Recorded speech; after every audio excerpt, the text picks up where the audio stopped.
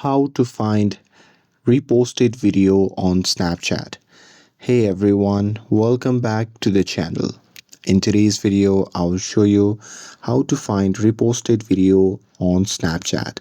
So now without further ado, let's get started.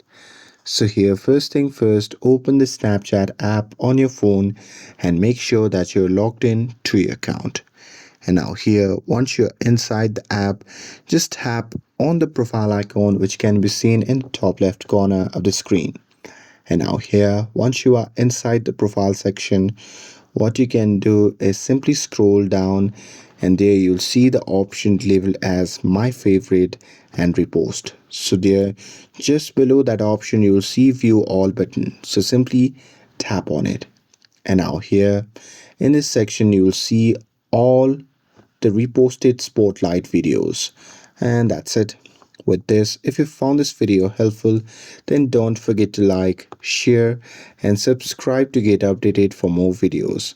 Thanks for watching, and I'll see you in the next video.